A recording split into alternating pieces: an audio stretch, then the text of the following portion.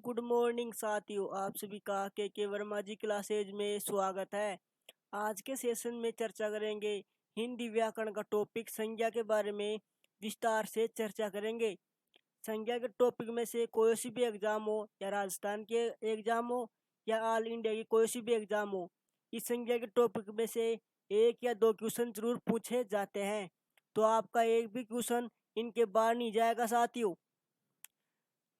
चलते आगे पढ़ते हैं संज्ञा के बारे में और संज्ञा की परिभाषा। संज्ञा की परिभाषा किसी प्राणी, स्थान, वस्तु तथा भाव के नाम का बोध कराने वाले शब्द संज्ञा कहलाते हैं। किसी प्राणी, स्थान, वस्तु तथा भाव के नाम का बोध कराने वाले शब्द संज्ञा कहलाते हैं। संज्ञा के भेद। संज्ञा के साथियों तीन भेद हैं। संज्ञा के प्रमुख तीन भेद हैं: व्यक्तिवाचक संज्ञा, जातिवाचक संज्ञा और भाववाचक संज्ञा। संज्ञा के तीन भेद हैं: व्यक्तिवाचक संज्ञा, जातिवाचक संज्ञा और भाववाचक संज्ञा।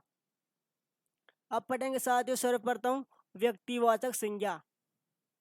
व्यक्तिवाचक संज्ञा जिस संज्ञा शब्द से एक ही व्यक्ति, वस्तु या स्थान के नाम का बोध हो उसे व्यक्तिवाचक संज्ञा कहते हैं। व्यक्तिवाचक संज्ञा किसे कहते हैं? किसी व्यक्ति, वस्तु, स्थान का नाम का बोध कराए उसे व्यक्तिवाचक संज्ञा कहते हैं। व्यक्तिवाचक संज्ञा विशेष का बोध कराती है। व्यक्तिवाचक संज्ञा किसी विशेष का बोध कराती है, सामान्य का नहीं। व्यक्तिवाचक संज्ञा विशेष का बोध कराती है, सामान्य का बोध नहीं कराती। व्यक्तिवाचक संज्ञा।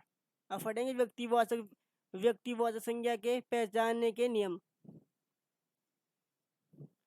व्यक्तियों के नाम। अगर व्यक्तियों के नाम आ जाएं जैसे कृष्ण, विक्की, संजय, ये सभी व्यक्तियों के नाम है, इसे व्यक्तिवाचक संज्ञा कहते हैं। देशों के नाम भारत, अमेरिका, चीन, नेपाल, ये सभी देशों के नाम व्यक्तिवाचक संज्ञा में आते हैं। शहरों के नाम जयपुर, दिल्ली, गुड़गांव, हरियाणा, ये सभी शहरों के नाम व्यक्तिवाचक संज्ञा में आते हैं। जैसे नदियों के नाम गंगा, यमुना, सरस्वती, ये सभी नदियों के नाम व्यक्तिवाचक संज्ञा में आते हैं। पर्वतों के नाम हिमालय, अरावली, विंध्याचल, ये सभी पर्वतों के नाम व्यक्तिवाचक संज्ञा में आते हैं। त्योहारों के नाम दीपावली, होली, ये सभी त्योहारों के नाम व्यक्तिवाचक संज्ञा के अंतर्गत आते हैं। पुस्तकों के नाम जैसे रामायण, गीता, महाभारत, ये सभी व्यक्तिवाचक संज्ञा के अंतर्गत आते हैं। पुस्तकों के नाम। दिशाओं के नाम जैसे उत्तर, दक्षिण, पूर्व, पश्चिम, ये सभी व्यक्तिवाचक संज्ञा में आते हैं। समाचार पत्रों के नाम दैनिक भास्कर, पंजाब केसरी, राजस्थान पत्रिका, ये सभी समाचार पत्रों के नाम व्यक्तिवाचक संज्ञा के अंतर्गत आते हैं। आगे देखेंगे महीनों के नाम जैसे जनवरी, फरवरी, मार्च, अप्रैल, ये सभी व्यक्तिवाचक संज्ञा के अंतर्गत आते हैं साथियों। आगे देखेंगे जातिवाचक संज्ञा। कौन सी संज्ञा? जातिवाचक संज्ञा। जिस संज्ञा शब्द से किसी जाति का या किसी वर्ग विशेष का संपूर्ण प्राणी, वस्तुओं, स्थानों आदि का बोध होता है उसे जातिवाचक संज्ञा कहते हैं। कैसे? जातिवाचक संज्ञा में किसी जाति या वर्ग का या संपूर्ण प्राणियों, वस्तुओं, स्थानों आदि का बोध हो उसे जातिवाचक संज्ञा कहते हैं। देखने साथियों जातिवाचक संज्ञा के बारे में। मनुष्यों की जाति जैसे लड़का, लड़की, स्त्री, पुरुष, ये सभी मनुष्यों की जाति हैं। पशु पक्षियों की जाति जैसे गाय, बकरी, घोड़ा, तोता, ये सभी जातिवाचक संज्ञा में आते हैं। वस्तुओं की जाति जैसे घड़ी, मेज, पंखा, कुर्सी, ये सभी जातिवाचक संज्ञा में आते हैं। कौन सी में? जातिवाचक संज्ञा में आते हैं। पदों के नाम की जाति शिक्षक, वकील, बाबू, ये सभी जातिवाचक संज्ञा में आते हैं। स्थान की जाति जैसे नदी, तालाब, पहाड़, कचहरी, ये सभी जातिवाचक संज्ञा में आते हैं। शारीरिक अंगों की जाति जैसे हाथ, पैर, नाक, गला, ये सभी शारीरिक अंग जातिवाचक संज्ञा के अंतर्गत आते हैं। साथियों आगे पढ़ेंगे। जातिवाचक संज्ञा के दो भेद हैं। कितने भेद हैं जातिवाचक संज्ञा के? दो भेद हैं, समुदायवाचक और द्रव्यवाचक संज्ञा। समुदायवाचक और जातिवाचक संज्ञा। समुदायवाचक जिन संज्ञा शब्दों से वस्तुओं या प्राणियों के समूह का बोध होता हो। जिन संज्ञा शब्दों से वस्तुओं प्राणियों के समूह का बोध होता है उसे समुदायवाचक संज्ञा कहते हैं।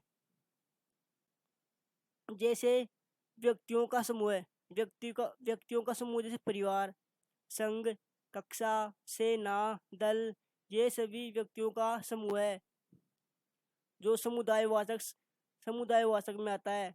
इस वस्तुओं का समूह, गुच्छा, पुंज, ढेर, श्रृंखला, ये सभी वस्तुओं का समूह है जो समुदायवाचक संज्ञा में आते हैं। जानवरों का समूह, झुंड, टोली, ये सभी समुदायवाचक में आते हैं जो जातिवाचक संज्ञा का रूप है। आगे बढ़ेंगे। द्रव्यवाचक संज्ञा। कौन सी संज्ञा? द्रव्यवाचक संज्ञा।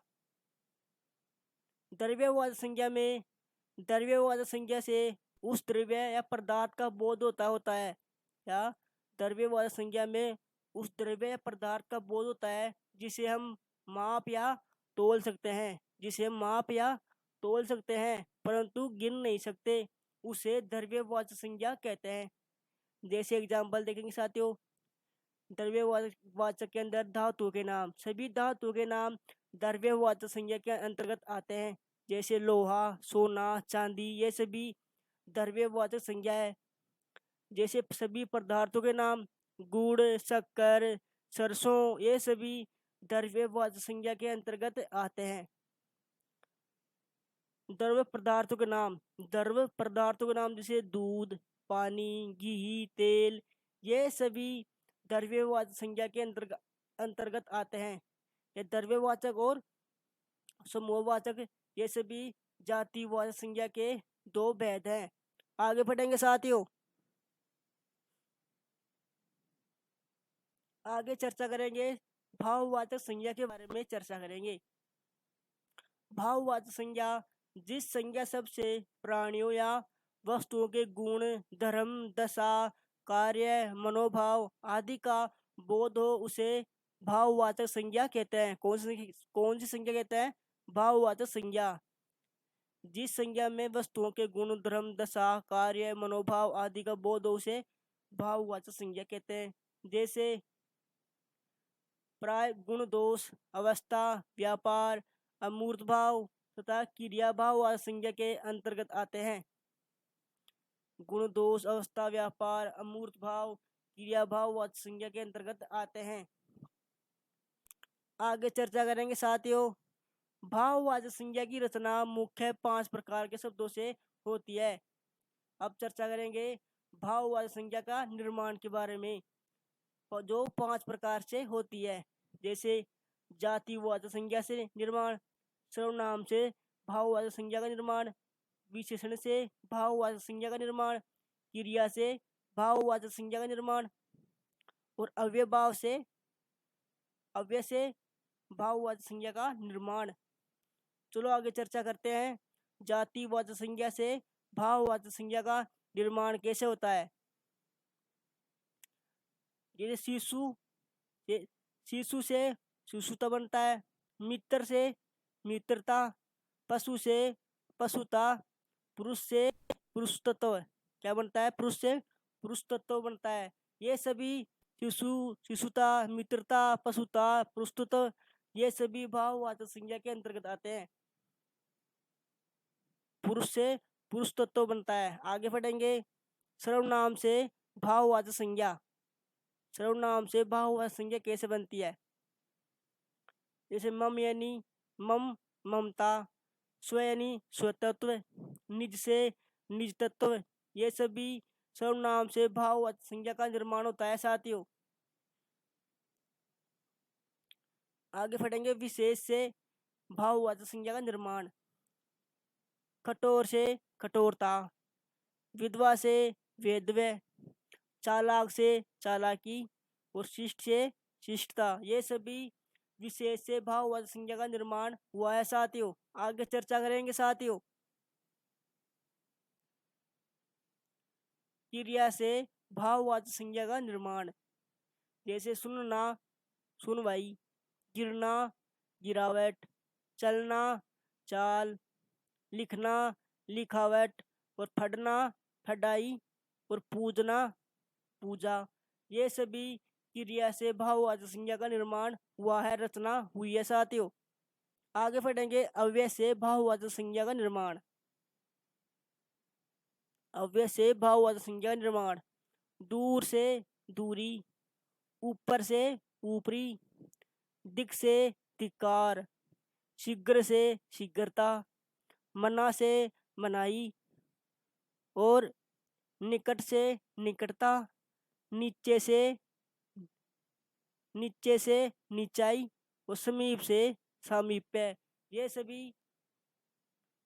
सभी अव्यय से भाववाचक संज्ञा का निर्माण हुआ है साथियों। आज की संज्ञा की क्लास आप सभी को कैसे लगी? अगर अच्छी लगी हो तो लाइक करना और शेयर करना। थैंक यू साथियों, और सब्सक्राइब भी करना जरूर साथियों।